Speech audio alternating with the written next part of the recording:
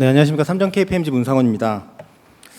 네, 저는 그 유통 물류업 관점에서 ESG 그 공시지도 의견 관련된 발표를 맡았는데요. 유통 물류업 관점에서 어떻게 좀 특별한 얘기를 해야 될까 처음에 좀 고민을 많이 했습니다. 근데 제가 이제 그 최근에 ESG 단연 화두는 이제 정보 공시 의무화 대응 어떻게 할 건지에 대한 부분들이 국내 기업들이 많이 고민을 하고 있고, 제가 이제 컨설팅을 주로 이제 그 하고 있기 때문에 국내 그 주요 그룹 대상으로 해서 많이 하고 있는데, 이제 그룹사들이 고민하는 그 주제도 단연 ESG 정보 공시 의무화 대응이고, 근데 일단 국내 주요 그룹사들을 쭉 보더라도 그룹사 간에도 이 정보 공시에 대해서 그 생각하는 어떤 수준과 대응해야 되는 어떤 속도와 중요성, 이런 부분들이 다 차이가 많고, 그리고 이제 되게 중요하게 생각하고 선도적으로 준비하고 있는 그룹사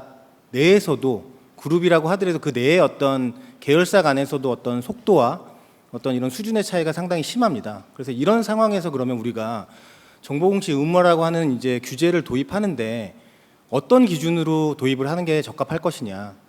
어디를 기준으로, 잘하는 기업 중심으로, 아니면 못하는 기업 중심으로, 아니면 중간, 이제 이런 어떤 그 기준에 대한 부분들에 대한 논의는 잘 없는 것 같아요. 그래서 이제 이거는 EU가 잘하니까 선도기업 중심으로 쫓아가야 되는가, 우리 기업은 아직 준비가 안 됐으니까 그냥 29년 저 그 뒤에 이제 가야 되는가, 이제 아니면 우리가 어느 정도 적정한 시점에 찾아가야 되는가, 이제 이거에 대한 어떤 시점을 우리가 그 우리나라에 맞는, 우리나라의 어떤 기업 실점에 맞는 어떤 공시 제도 도입이 돼야 되는데, 그런 관점에서 고민을 해야 되는 포인트가 이런 어떤 지금 유통 물류업 관점에서 좀 있지 않을까라는 생각을 했습니다. 그러니까 유통 물류업 그 기업 같은 경우에는, 특히 이제 국내 기업 같은 경우에는 ESG 공시 관점에서는 조금 후발주자라고 볼 수 있을 것 같습니다. 그래서 준비가 좀 잘 안 돼 있고 관련된 사례도 많지 않고, 저희가 그리고 이제 ESG 공시 관련된 글로벌 케이스들, 이제 최근에 공시 이제 의무화 대응한다고 해서 선도 사례들 많이 발굴을 하고 있는데, 유통 물류업 쪽에 대한 케이스들이 거의 없어요. 뭐 무슨 에너지 기업 이런 쪽은 많은데 이런 쪽의 사례들이 거의 없는 상황에서, 그럼 유통 물류업에 대해서 똑같은 기준으로 똑같은 잣대로 그냥 그 큰 틀에서 어떤 기준 내려주고 공시 대응해라 해서 이제 했었을 때 잘 대응할 수 있을까, 이제 이런 관점에서 어려움이 분명히 있을 거다. 그래서 이제 이런 관점에서 어떤 좀 대응 방향들이 필요할 건지에 대한 부분들에 대한 좀 화두를 던지고, 그래서 이런 고민들을 해결하기 위해서 글로벌에서는 어떤 식의 좀 조치를 취했는지 사례를 몇 개 좀 소개해 드리면서 이 부분에 대한 좀 화두를 던지고자 합니다. 먼저 이제 일반적으로 사실 이제 이번에 그 ESG 정보 공시, 이제 이게 뭐 KSS뿐만 아니라 뭐 글로벌 공시 의무화에 대해서 EU CSRD라든지 뭐 미국의 SEC 이런 정보 공시 규제 대응해야 되는 국내 기업들의 부담이 높아지고 있는데, 많은 어려움들이 있습니다. 오른쪽에 보시는 것처럼 기본적으로 ESG에 대한 프로세스도 잘 갖춰지지 않고 있고, 조직 내 관심도 상대적으로 좀 부족하고, 여러 가지 이제 비즈니스에 대한 부분도 연계도 잘 안 돼 있고, 그리고 뭐 데이터 시스템 이런 것도 잘 안 갖춰져 있는 상황에서 갑자기 이제 정보 공시에 대한 의무화라고 하는 부분들이 갑자기 딱 눈앞에 다가와 있으니 이 부분에 대한 부담이 상당히 많이 있고, 컨텐츠 와이즈로는 왼쪽에 보시는 것처럼 특히 이제 이런 스콥 3에 대해까지 관리를 해라, 협력업체에 대한 뭐 이런 부분까지 해라라고 하는 부분들이 너무 부담스럽고, 그리고 이제 어떻게 구체적으로 뭘 해야 되지, 어느 부분까지 해야 되지, 심지어는 그동안에 이제 자발적 공시를 잘 해왔던 기업마저도 정보 공시 의무화 기준들이 얘기하는 게 뭔지 정확히 잘 모르겠다, 재무적 영향 분석이라고 하는 부분들이 하라고는 하는데 아웃풋 이미지에 대한 부분들은 뭔지는 알겠는데, 그래서 이건 어떤 방식의 어떤 프로세스를 거쳐서 해야 되는지에 대한 이해를 잘 못하겠다라고 하는 어려움을 겪고 있는 게 지금 현실인 것 같습니다. 특히 이제 유통 물류업 관점에서 놓고 보면, 저희가 이제 그 KPMG에서 2년에 한 번씩 이제 글로벌 그 58개국을 대상으로 해서 각국의 이제 그 탑 100 업종별로 탑 100 기업을 이제 ESG 정보 공시 어떻게 하고 있는지를 서베이를 합니다. 근데 이제 TCFD 공시를 하고 있는 탑 100 기업 중에 TCFD 공시를 하고 있는 이제 업종별로 이렇게 기업들을 쭉 그 조사를 해봤더니, 유통 물류업 쪽에 하고 있는 탑 100 기업 내에 이제 유통 물류업 쪽에서 TCFD 공시하고 있는 비율이 상당히 타 업종 대비해서 낮습니다. 그러니까 기본적으로 기후 공시를 유통 물류업 그 기업들이 잘 하지 못하고 있는 이런 상황이고요. 그래서 결국에는 이제 이런 상황에서 저희 이제 뭐 KSSP 때 기후는 반드시 이제 의무 공시하라고 했는데, 그냥 똑같은 기준으로 해라고 했었을 때 똑같이 따라올 수 있겠느냐라고 하는 이제 의문이 들고요. 그래서 결국에는 이런 부분들에 대해서 좀 특히 유통 물력 같이 명확하게 기준이 좀 활성화가 안 돼 있는 부분들에 대해서는 업종 특성에 맞는 좀 세분화된 기준, 그 가이드라인 이런 것들을 조금 더 면밀하게 주지 않으면 그 타 업종 대비해서 그 똑같이 따라오기 어려울 거다라고 하는 어떤 이제 이런 그 부분들이 명확 관화하기 때문에 이런 부분들에 대해서 좀 미리 선제적인 조치가 돼야 된다라고 하는 부분들을 특히 좀 배려를 해야 될 것 같고요. 그래서 저희가 이제 이 말레이시아 같은 경우에는 이제 증권거래소에서 여기 그 CMM이라고 뭐 캐피털 마켓 말레이시아라고 하는 이제 산하기구를 통해서 좀 어려운 뭔가 이렇게 그 가만 놔뒀을 때 공시하기 어려울 것 같은 업종들을 선정을 해서 뭐 농업, 건설, 부동산, 에너지, 제조업, 운송, 수송 이제 이런 5개 업종들을 선정해서 보시는 바와 같이 뭐 지표라든지 템플릿 예시 같은 이제 그 ESG 공시 가이던스를 제공을 하고 있습니다. 그래서 여기에는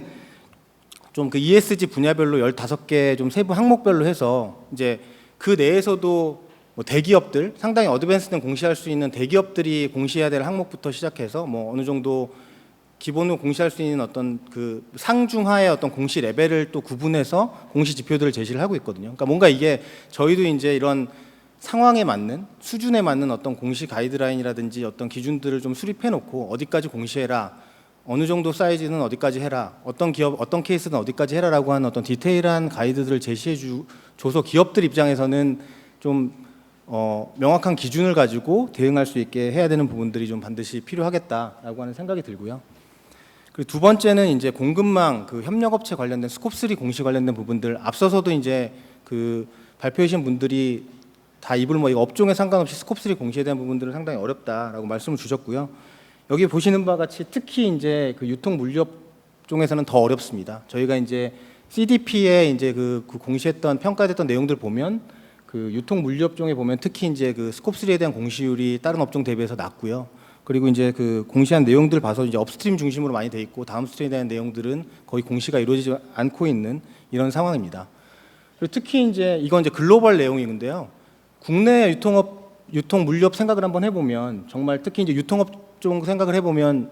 공시하기 더 어려운 여건이다라고 하는 부분들을 뭐 잘 알고 계실 겁니다. 그래서 유통업계 내에서는 유통 구조 자체가 협력사 구조가 상당히 복잡하고 그리고 이제 유통 그 기업별로 비즈니스 모델 자체가 상당히 다양하기 때문에 뭔가 통합적인 일관적인 어떤 정보 공시 그 데이터 구축 체계를 구축하기 스콥3를 어떤 협력업체 데이터를 구축하기에도 되게 어려운 이런 상황들이 지금 상당히 구축하기 어려운 이런 상황이고요. 그리고 이제 유통 기업들이 국내 유통 기업들이 뭐 대기업들도 사실 ESG 정보 공시 체계를 구축하기 아직 완벽하게 구축하지 않고 있고 지금 정보 공시 의무화 대응도 선도적으로 하지 못하고 있는 이런 상황에서 이런 기업들의 협력사까지 관리할 여력이 지금 안 되고 있는 이런 상황이다. 사실 이제 이런 상황에서 결국에는 협력사에 대한 배출, 관리, 측정 이런 부분을 유통업까지 하게 만들려면 상당히 이제 어떻게 보면 좀 시간이 많이 필요한 문제라고 생각이 들지만 그래도 이걸 결국에는 하겠다라고 관철을 시키려면 결국에는 이런 그 측정하고 관리할 수 있는 인프라에 대한 투자 이런 부분들이 반드시 필요하고 이걸 그냥 업계에 가만히 놔두면 안 될 것 같고 이건 정부 차원의 지원 이런 부분들이 반드시 필요할 것 같다라는 판단이 듭니다. 사실 이제 저희 그 대한상의 차원에서도 이런 이제 유통업계의 어려움 이런 부분을 알고 있어서 저희 이제 그 유통업계 공급망 ESG 플랫폼 구축하는 사업들을 해왔고요. 근데 이제 이게 사실 이제 기존에 어떻게 보면 관리 차원에서 진행을 해왔는데 이런 정보공시의 의무화 기준에 맞게 좀 그 관리할 수 있는 수준으로 좀 고도화하는 이런 업그레이드하는 측면에서 업그레이드도 필요할 것 같고 이런 차원에서 좀 그 정부 지원도 같이 맞물려서 이런 어떤 기존의 인프라도 고도화하는 작업 이런 부분도 같이 좀 갈 필요가 있을 것 같습니다. 앞서 이제 IBK 그 유 부장님께서 싱가포르가 상당히 이제 좀 선도화된 케이스 갖고 그 플랫폼 스콥3 관련돼서 이제 부럽다라고 말씀 주셨는데 저도 이제 싱가포르 케이스인데요. 이게 싱가포르 같은 경우에는 이제 이런 어떤 결국엔 스콥3 공시가 되려면 그 중견 중소업체들을 어떻게 그 데이터 탄소 관련된 데이터들을 그 산정해서 취합하고 그거를 이제 어떻게 보면 축적 데이터들을 축적하게 만들 거냐라고 하는 어떤 데이터 취합의 문제가 상당히 이제 중요하고 결국엔 그거를 가만 놔두면 절대 하지 않기 때문에 정부 차원에서 이제 지원을 상당히 좀 전폭적으로 하고 있습니다. 그래서 보시는 바와 같이 이제 그 지속 가능성 공시 지원금이라고 해서 서스테이너블 리포팅 그랜트라고 하는 제도들을 마련해서 여기 보시는 것처럼 여기는 대기업뿐만 아니라 이 정보 공시에 대한 어떤 그 데이터를 마련해야 되는 중소기업까지 지원 대상에 포함하고 있고요. 올해부터 그래서 첫 해는 정보 수집 그 지원 그 비용의 70%까지, 그리고 이제 두째부터 셋째까지는 50%까지 지원하는 이런 이제 제도적 기반을 마련해서 결국에는 아까 말씀드렸던 그런 플랫폼이 활성화될 수 있도록 중소기업들이 열심히 이제 그 데이터들을 취합할 수 있는 기반들을 마련해줬다, 이런 어떤 정부의 어떤 지원책들을 마련하고 있는데, 이런 어떤 구체적인 그 정부의 지원책이 마련되지 않고는 특히 이제 이런 유통 물류업 같은 상대적인 후발 주자인 이제 이 어떤 업계에서 정보 공시 KSSB가 소프트 랜딩하기는 상당히 어렵다. 그래서 이런 부분들이 좀 같이 논의가 되면서 이런 부분들이 같이 이제 좀 정부 지원도 같이 이제 맞물려 가면서 좀 고르게, 그리고 어떤 기준으로 갈 건지에 대한 명확한 기준 수립을 바탕으로 해서 이런 이제 정보 공시 의무화에 대한 논의, 시기 설정, 그리고 어떤 구체적인 가이드라인 수립, 이런 부분들이 같이 갔으면 좋겠다라는 생각입니다. 네, 이상으로 발표 마치겠습니다. 감사합니다.